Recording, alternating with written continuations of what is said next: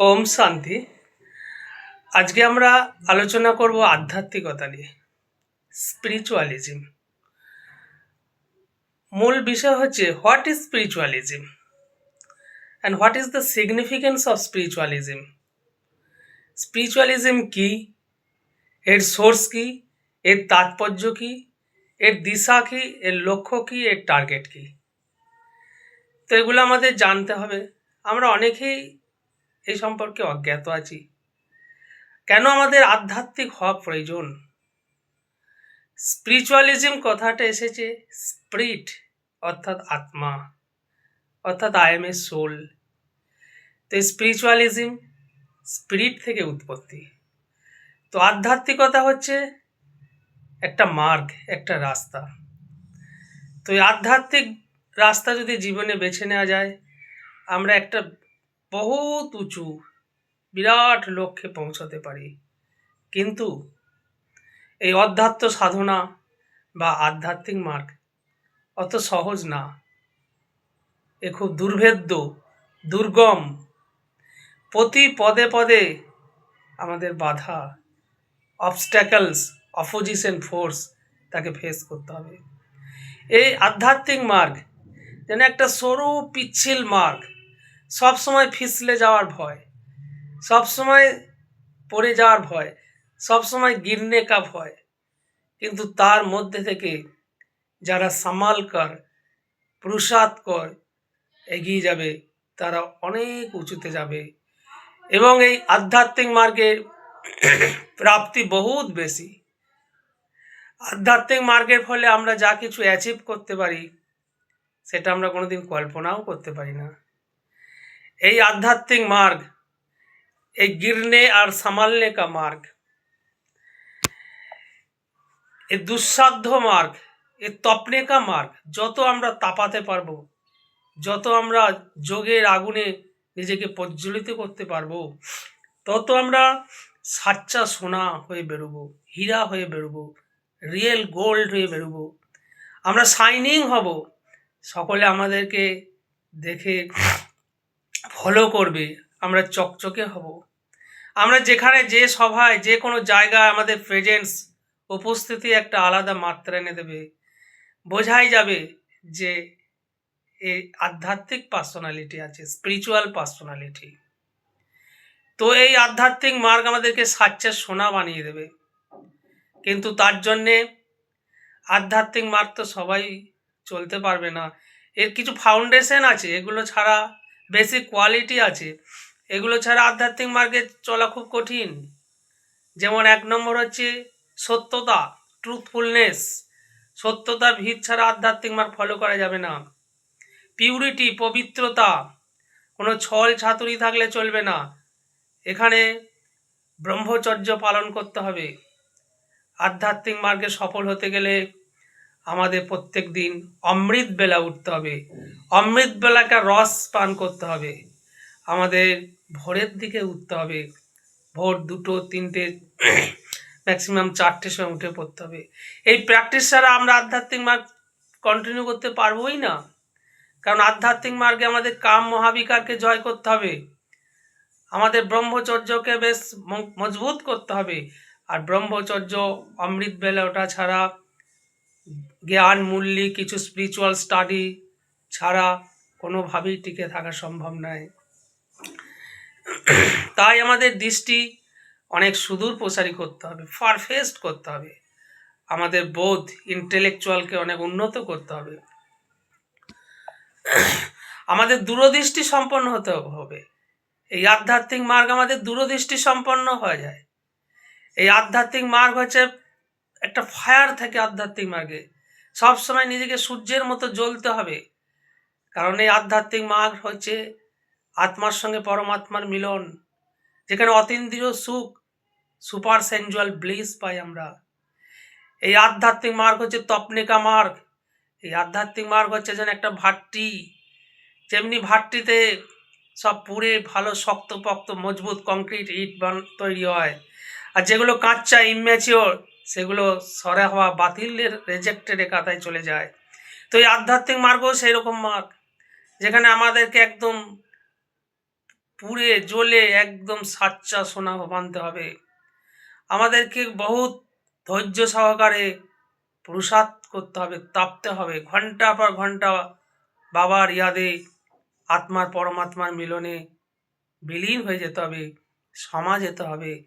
আত্মা আধ্যাত্মিকতার রস অনুভব করবে, আত্মা শিব বাবার কাছ থেকে বর্ষা পাবে, আত্মা 21 জন্মের জন্য সৌভাগ্য প্রাপ্তি করবে। এই আধ্যাত্মিক মার্গ হচ্ছে গিন্নে চরণে কা মার্গ।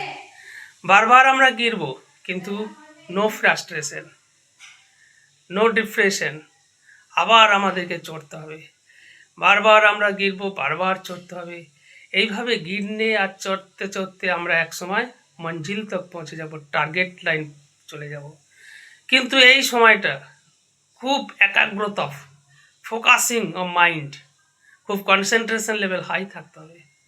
কোনো সময় ফ্রাস্ট্রেটেড হলে হবে না, মন ভারী হলে হবে না, দিল শিকস্ত হলে হবে না, ডিসহার্টেন্ড হলে হবে না। আমাদেরকে এগিয়ে যেতে হবে। এই চরৈবতী মন্ত্র আধ্যাত্মিক মার্গ, এই চলতে চলতে আমরা, এটা কোনো ইনস্ট্যান্ট না, অনেক দিন দীর্ঘদিনের পরিশ্রমের ফলে আমরা একটা এমন জায়গায় পৌঁছে যাব যেটা কল্পনাতীত, বিয়ন্ড ইমাজিনেশন। তো সেই মার্গ আমরা বেছে নিয়েছি।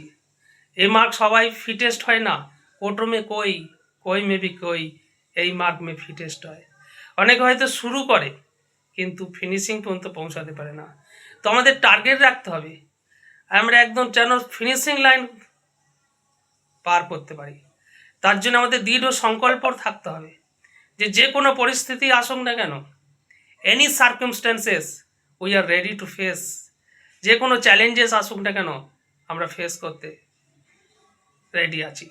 কারণ এই মার্গ যখন বহুত ভাবনা চিন্তা করে বেছে নিয়েছি, এর শেষ দেখেই ছাড়বো। কোনো সময় আমরা পিছে মুড়ে কোনো দিন দেখব না, একবারে মঞ্জিল তক, টার্গেট তক পৌঁছে তারপর পিছে মুড়ব। সুতরাং আমাদেরকে ডিসিশন নিতেই হবে যে এই মার্গে আমাকে 100% সফল হতেই হবে। আমি বহুত কিছু ত্যাগ করে, আমরা পার্থিব সুখ, ঐশ্বর্য, ভোগ এসব ত্যাগ করে আমরা এই শ্রেষ্ঠ মার্গ বেছে নিয়েছি। তো এই শ্রেষ্ঠ মার্গের শ্রেষ্ঠ পজিশনটা আমাদেরকে পেতেই হবে, কোনোভাবেই আমরা যেন বিচলিত না হই। এই হচ্ছে আধ্যাত্ম সাধনা। অনেকে বোঝেই না, ভক্তি মার্গের ওই আধ্যাত্ম সাধনাটাকেই মনে করে আসল আধ্যাত্মিকতা।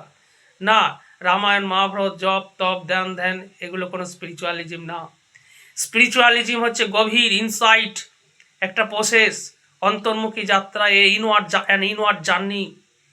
আরও গভীর গভীর তলদেশে চলে যাওয়া, এই আত্মা পরমাত্মার মিলন, আত্মাকে উড়িয়ে নিয়ে একদম সূর্য চাঁদসাবি পরে পরম ধামে পৌঁছে যাওয়া, সেখানে পরমাত্মার সঙ্গে একদম গভীরভাবে মিলিত হওয়া, আত্মা পরমাত্মার যেন এত ভাবে সমা যাওয়া, যেন মনে হবে আলাদা কোনো আইডেন্টিটিই নাই, কিন্তু প্রত্যেকে আলাদা সত্তা। এত ডিপলি মিশে যেতে হবে, এত ডিপলি পরমাত্মা আর আত্মার লাভ থাকবে, স্নেহ থাকবে, যেন মেরা এক শিব বাবা দুসরা না কই, এই মন্ত্রে দীক্ষিত হতে হবে। এটাকেই বলা হচ্ছে মন মনোভাব। এটাই হচ্ছে আসল স্পিরিচুয়ালিজম। এই মন মনোভাবই হচ্ছে সেই মন্ত্র যেটা আমাদেরকে শ্রেষ্ঠ দুনিয়ায় 21 জন্মের জন্য সদ্গতি পায় দেবে। তো এই স্পিরিচুয়ালিজম আমাদের ফলো করতে হবে। আর ভক্তি মার্গের ওই স্পিরিচুয়ালিজম না, ঋষি মুনি যারাই সাধনা করছে ওটা কোনো স্পিরিচুয়ালিজমই না। কারণ স্পিরিচুয়ালিজম মানে সেই কানেকশন, সেই যোগ, আত্মা পরমাত্মার সঙ্গে মিলন, সেটাই তো কেউ করতে পারে না। ওরা ভাবে বোধহয় আমরা আধ্যাত্ম ফলো করছি, না, ওটা হচ্ছে হট যোগ মার্গ, ওটা হচ্ছে হট মার্গ, ওটা হদের যাত্রা, ওটা বেহদের যাত্রা না। এখানে সেই অন্তর্মুখী যাত্রা, যেটা কেউ বাইরে দেখতেই পারবে না, কিন্তু আমরা অন্তর্মুখী গুহায় পৌঁছে যেতে হবে। নিজের মধ্যেই সেই অন্তর্মুখী গুহা আছে, আত্মা সেই জার্নি করতে করতে অন্তর্মুখী গুহায় পৌঁছে যাবে। এখানে কোনো বাইরের স্থূল যাত্রা না, এটা হচ্ছে রুহানি যাত্রা, স্পিরিচুয়াল জার্নি। আত্মা এত গভীরভাবে অন্তর্মুখীতে পৌঁছে যেতে হবে যেন আত্মার সঙ্গে পরমাত্মার মিলন ঘটে, এবং সেটা এই আধ্যাত্ম সাধনার মাধ্যমে আমরা পেতে পারি। এটাই হচ্ছে আধ্যাত্ম সাধনার বেনিফিটস। নিজেকে দৃঢ় প্রতিজ্ঞ হতে হবে যে সাধারণ লাইফ আমি লিড করতে আসিনি।